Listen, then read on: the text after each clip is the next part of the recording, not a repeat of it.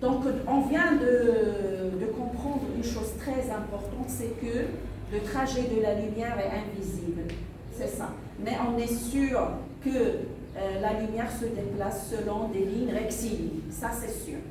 Donc, pour modéliser ce trajet rectiligne de la lumière, pour le modéliser, c'est quoi le modéliser? Mais lui, il est invisible, il ne faut pas le voir. C'est-à-dire pour faciliter la communication entre l'enseignant et ses élèves, entre les savants.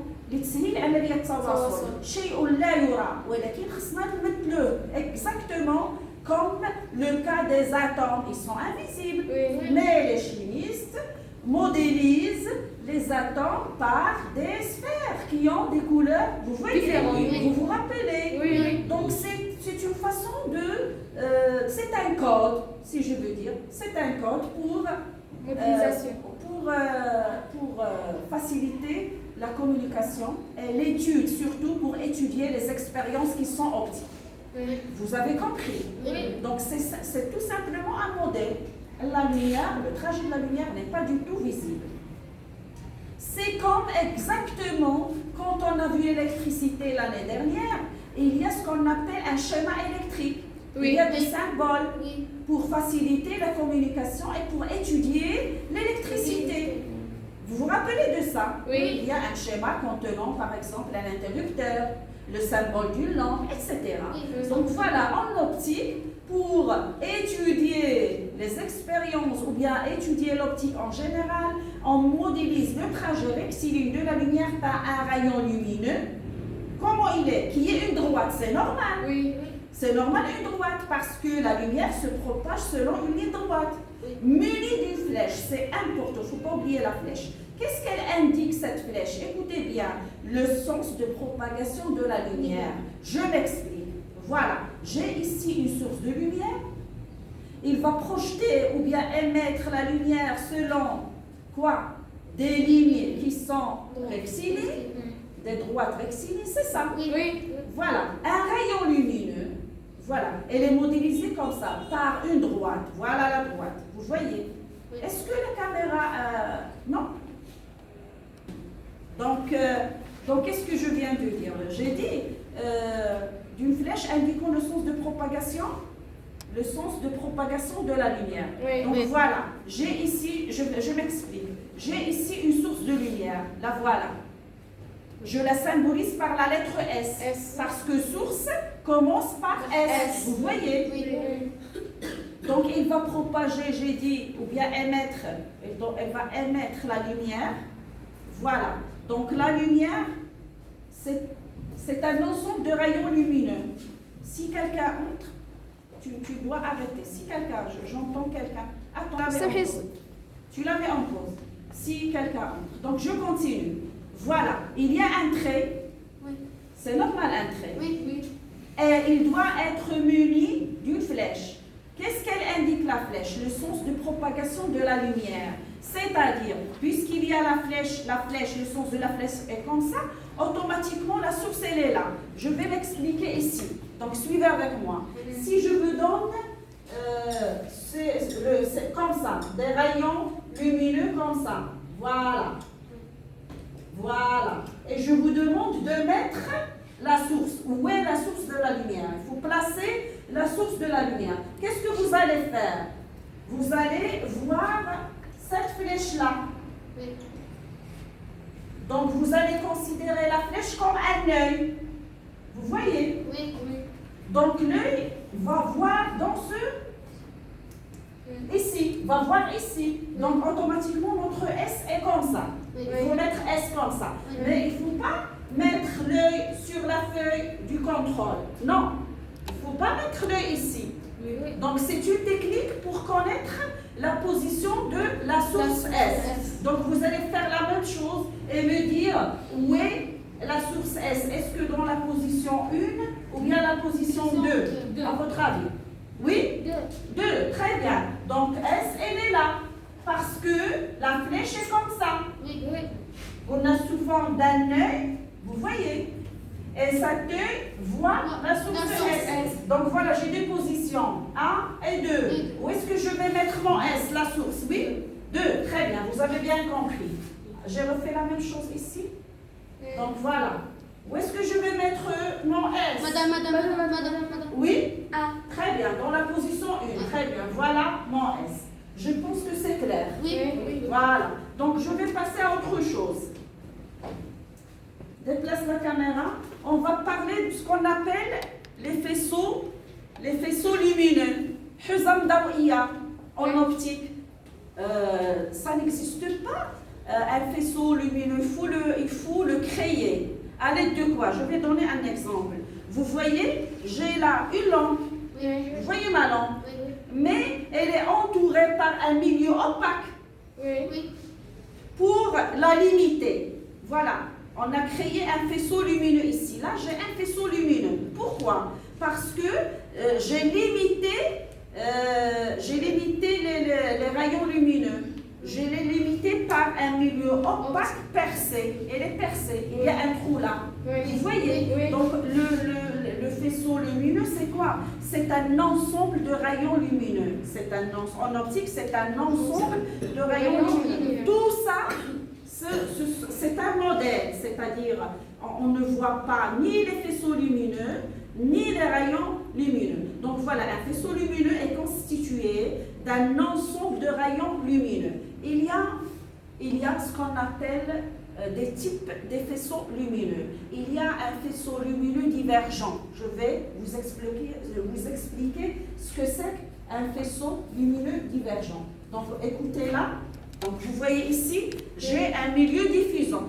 Qu'est-ce que je vous ai dit? On ne peut pas voir la lumière. On ne voit que la source de lumière. Donc à l'aide d'un objet diffusant, voilà un objet diffusant, je vais poser quoi? Ma source de lumière sur le faisceau, sur l'objet diffusant. Qu'est-ce que vous remarquez? Voilà mon faisceau de lumière. Éteins la lumière s'il te plaît. Je vais passer ici, en face de la caméra. Je vais passer ici. Voilà. Vous voyez ici mon faisceau de lumière? Elle est invisible comme ça. Mais à l'aide d'un objet diffusant, cet écran-là, il est devenu visible. Qu'est-ce que vous remarquez? Les rayons s'écartent entre ces limites-là, s'écartent. Ça s'affarraque. On dit que c'est un faisceau lumineux divergent. Vous avez vu ça en SVT, ce terme-là, divergent. Vous comprenez? Très bien. Donc voilà le premier type de faisceau lumineux, divergent. Donc on voit que les rayons s'écartent. Il y a un écartement. C'est ça. Voilà. Je passe au contraire. Le contraire de divergent, c'est quoi? Très bien. Convergent. Donc je vais créer quoi? Un faisceau de lumière convergent à l'aide d'un dispositif optique. C'est la loupe. Vous voyez? C'est la loupe. Donc, qu'est-ce que je vais faire? Tout à l'heure, vos amis de 2 à 4, de 2 heures à 4 heures, on a travaillé avec les rayons de lumière. Maintenant, on ne peut pas parce que déjà, il n'y a pas une forte lumière du soleil. Donc voilà, tu viens à mes côtés, s'il te plaît, pour faire une expérience. Donc, qu'est-ce que je vais faire? Tu prends cet écran. Très bien. Qu'est-ce que je vais faire?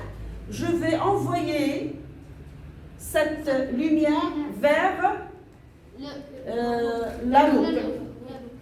Et je vais essayer d'obtenir une tache lumineuse, un point lumineux. Vous voyez, il y a un point lumineux ici. Tu peux éteindre pour voir le point lumineux.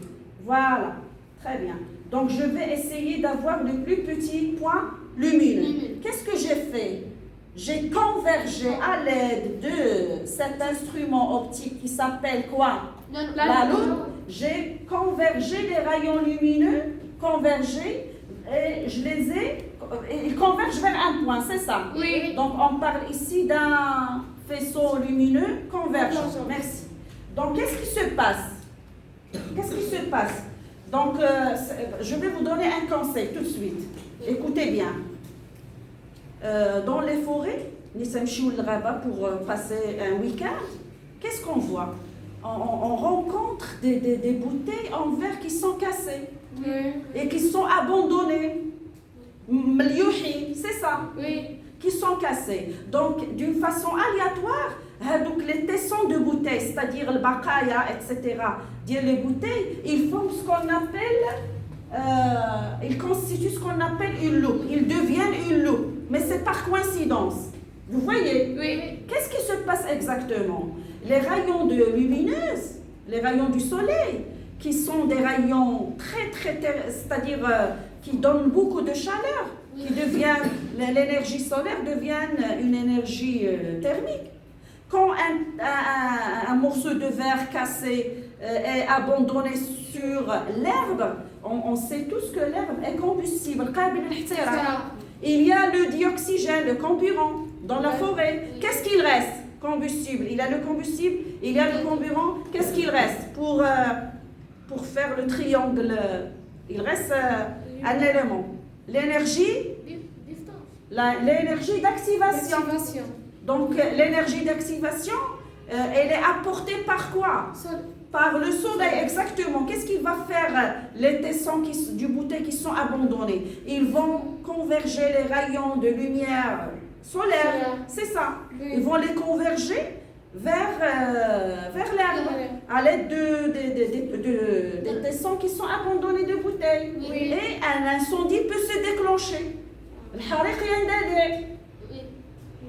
لأن داك لي رايون اللي تجمع الأشعة الضوئية اللي تجمعات على دي فيغ كي سون كاسي شنو تحولات إلى أشعة ضوئية إلى أشعة حرارية طاقة حرارية. Ce que je veux dire c'est طاقة حرارية.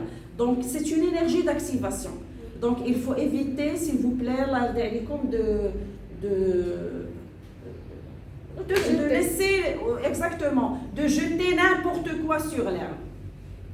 Il faut ramener un plastique et mettre tout ce qui reste dans le plastique. Vous voyez? Oui. Donc, qu'est-ce qu'il reste? Il reste un faisceau lumineux parallèle. Non, tu laisses. Un faisceau lumineux parallèle, le voilà. C'est un faisceau ici. C'est un peu de soleil qui pénètre par la fenêtre. Vous voyez, il y a un peu de soleil qui pénètre par la fenêtre, là-bas. Et ça, c'est un objet diffusant, comme vous voyez. Oui. Ce plastique-là. C'est un objet diffusant. Donc, on a pu voir que les limites de ce faisceau sont plus ou moins parallèles. Donc, quand les limites sont parallèles, on dit que c'est un faisceau de lumière parallèle. Donc, il y a 3 types de faisceaux lumineux. Qui peut les citer? Un faisceau lumineux convergent. Oui. Oui. Un faisceau lumineux divergent et convergence et parallèle. Et parallèle. Le laser aussi, il est comment? Le rayon laser, à votre avis? Est-ce que c'est convergent, divergent ou bien parallèle? Je vais vous montrer la photo pour prendre la décision sur le PC. D'accord? On va passer au PC. Donc voilà, un faisceau lumineux est constitué d'un ensemble de rayons lumineux. Voilà. Donc, voilà. Tu peux allumer la lumière de la classe? Vous voyez? Oui. Tout ça, ce sont des objets diffusants. Vous voyez sur le mur? Essayez de voir sur le mur. Tout ça, ce sont des objets diffusants qui ont qui ont quoi? On peut voir la nature du faisceau. Là, c'est divergent. Là aussi, c'est divergent, et ainsi de suite. Donc, le faisceau divergent, voilà le faisceau convergent à l'aide de quoi? De la loupe. On a pu créer un faisceau convergent. Voilà. Donc, voilà le laser. À votre avis? Convergent, divergent ou bien parallèle? Très bien, c'est parallèle, un faisceau parallèle. Donc voilà, pour présenter sur le papier un faisceau lumineux, qu'est-ce qu'on trace? On trace deux rayons qui le délimitent. يعني الحدود فقط. Voilà. Donc suivez avec moi ici. Représentation des faisceaux. Si je vous demande de représenter un faisceau parallèle, il suffit de tracer les rayons qui le délimitent. C'est-à-dire quoi? الحدود فقط. Vous voyez? Oui. Donc je passe pour le faisceau convergent. Vous voyez? Il faut mettre ici les quoi?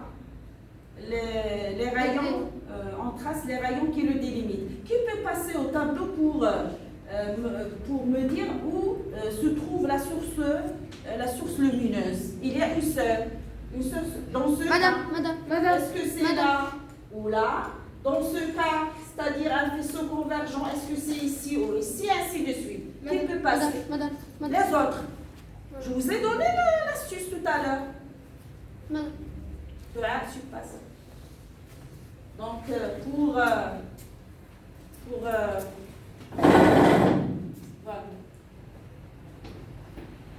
Oui? Très bien.